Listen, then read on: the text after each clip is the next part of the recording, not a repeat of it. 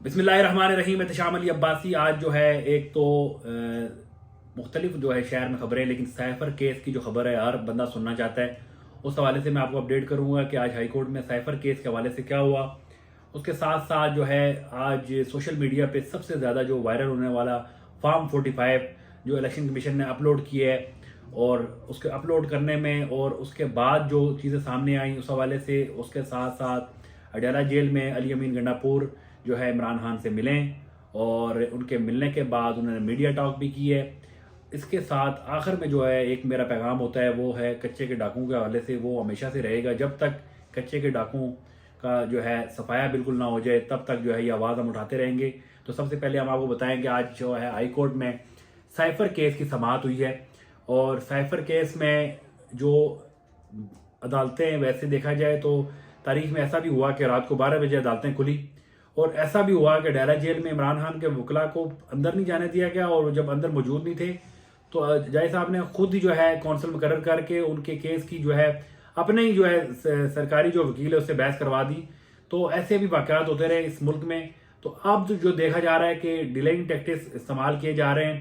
اب جو رضوان عباسی آنکھ کا تارا ہے جو ہے ایف آئی اے کا اور خاص کر کے اداروں کا، اور ان کے ساتھ ساتھ شاہ خاور، دونوں جو پروسیکیوٹر ہیں وہ ان کی جگہ ایک نئے جو ہے پروسیکیوٹر آ گئے. لیکن ان کا مقصد صرف یہ نہیں ہے کہ وہ آگے کچھ نیا کر لیں گے، کیونکہ یہ بوگس کیس ہیں. ان کیسز کے اندر جان نہیں ہے.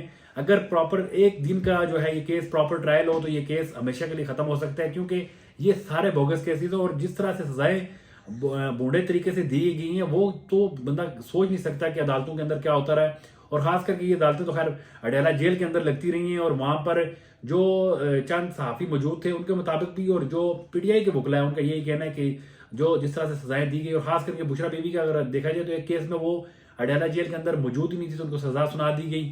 حالانکہ ملزم کو جب سزا سنائی جاتی ہے تو ملزم کا وہاں پہ موجود ہونا ضروری ہوتا ہے. تو اس طرح کے بے شمار ایسی چیزیں ہوئی ہیں. یہ کیس کوئی مضبوط کیس نہیں ہے، نہ پروسیکیوٹر کا چینج کرنے سے کیس میں کوئی جان آئے گی. صرف یہ کوشش ہے کہ جتنا ہو سکے ان کیسز کو لیٹ کیا جائے، تاکہ فیصلے جب ہوں گے تو عمران خان باہر ہوگا. تو آج بھی سائفر کیس میں جو سماعت ہوئی ہے اس میں پہلے کوشش کی گئی ہے کہ سماعت ملتوی ہو جائے، لیکن عدالت نے وہ جو ہے استدعا نہیں مانی، اور انہوں نے بحث کے لیے کہا، جو کہ پاکستان تحریک انصاف کے جو وکلاء ہیں انہوں نے بحث کی. اور اس بحث کے بعد جو ہے دوسری جانب سے ایک چیز سامنے آئی جو پروسیکیوٹر کی میں نے آپ کو بتا دی ہے. سائفر کیس میں مزید کیا ہوگا اس کے لیے ہم آپ کو مزید اپڈیٹ کریں گے. ساتھ ساتھ آپ کو جو میں پہلے بتایا تھا کہ الیکشن کمیشن نے جو فارم 45 جو اپلوڈ کیا ہے، فارم 45 اپلوڈ کرنے کے بعد سوشل میڈیا پہ فارم 45 بہت زیادہ وائرل ہوا. اس وائرل ہونے کی وجہ کیا ہے؟ وہ اوور رائٹنگ جو تیسری یا دوسری کلاس کے بچے جو ہے وہ کرتے ہیں اوور رائٹنگ. وہ کبھی غلط لکھ دیتے ہیں، کبھی صحیح لکھتے ہیں، سامنے پتہ چل جاتا ہے. لیکن ان کی اوور رائٹنگ اور اس کو اگر سامنے رکھیں تو وہ قدرے بہتر ہوتی ہے. یہ تو سامنے کلیئر نظر آ رہا ہے کہ کس طرح سے رزلٹ چینج کیے گئے. اب ایک 544 کا ڈیجٹ ہے تو 545 کو 0 بنایا گیا ہے. اب وہ 5 اس کے اندر بالکل کلیئر نظر آ رہا ہے. اس کو 0 بنا کے تو دوسرے جو پاکستان تحریک انصاف کا جو کینڈیڈیٹ ہے اس کا رہا گیا. الیکشن کمیشن نے اتنا ٹائم لگانے کے بعد، کیونکہ تاریخ میں پہلی بار ایسا ہوا کہ پوری قوم نکلی ہے ووٹ دینے، اتنے لوگ ووٹ دینے نکلے کہ چھوٹے سے چھوٹے جو حلقے ہیں وہاں پہ بھی، جیسے اسلام آباد کے 3 حلقے میں بتاؤں آپ کو، تو عامر مغل کا جو حلقہ ہے وہاں پہ 53,000 کی لیڈ.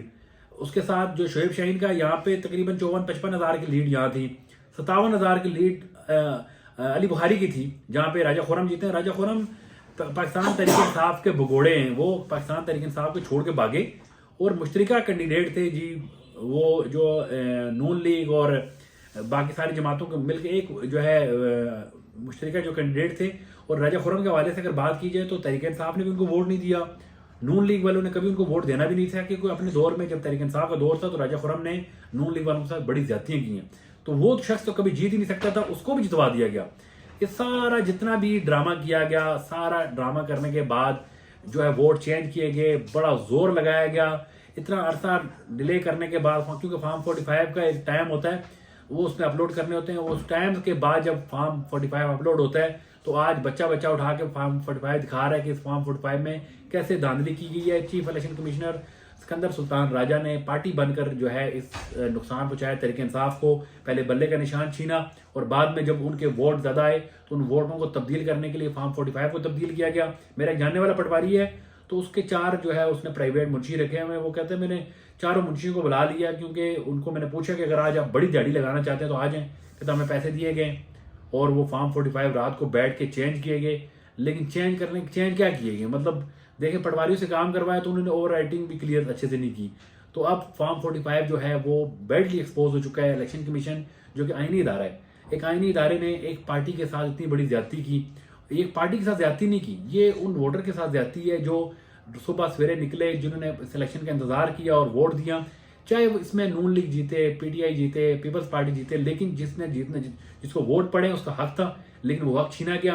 اور حق چھیننے کے بعد آج دیکھ لیں کہ ادارے کس طرح ایکسپوز ہو چکے ہیں. ساری دنیا جان چکی ہے کہ اس الیکشن میں کس لیول کی دھاندلی ہوئی ہے.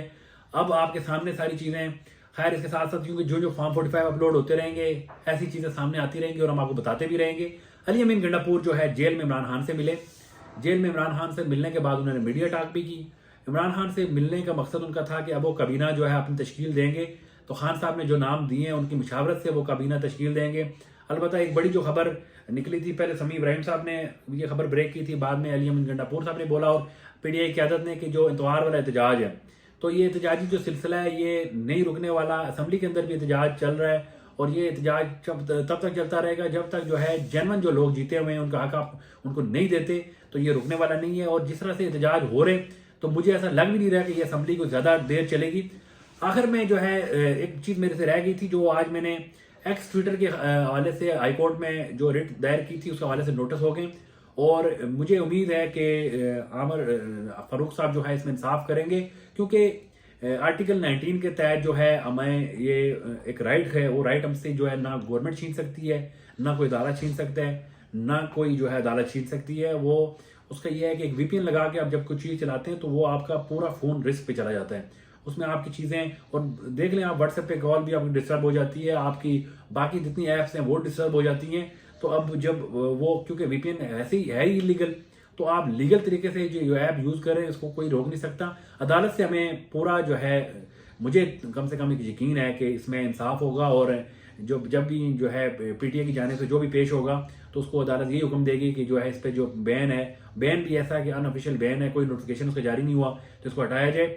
آخر میں جو ہے کچے کے ڈاکوں کے حوالے سے بات کروں گا کہ کچے کے ڈاکوں نے ریسنٹلی جو ہے ابھی میں نے ایک دیکھا کہ مقابلہ ہو رہا ہے کہ بختر بند گاڑی پہ کچے کے ڈاکو جو ہے فائرنگ کر رہے ہیں, راکٹ لانچر مار رہے ہیں.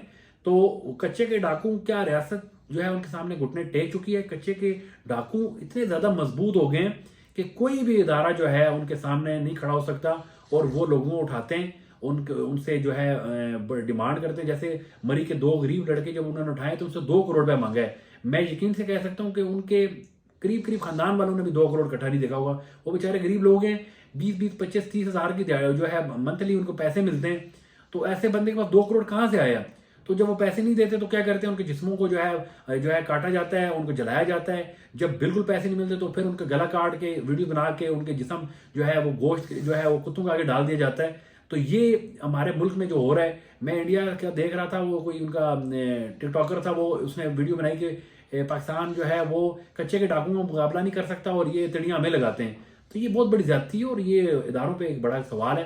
میں جب تک سندھ گورنمنٹ, پنجاب گورنمنٹ اور فیڈرل جب تک یہ لوگ کچے کے ڈاکوں کا صفایا نہیں کرتے, میں کیا پوری قوم یہ سمجھتی ہے کہ ان کی سپورٹ بھی یہی ادارے کرتے ہیں, یہی صوبے کرتے ہیں, M L A M P minister کرتے ہیں, تبھی وہ لوگ اتنے مضبوط ہیں. ان کے پاس اسلحہ کہاں سے جاتا ہے, ان کے پاس راشن کہاں سے آتا ہے, ان کے پاس بتے کی رقم لے کے کون جاتا ہے, وہ ویڈیو اپلوڈ کہاں سے کرتے ہیں, انٹرنیٹ کی سہولت کہاں سے استعمال کرتے ہیں.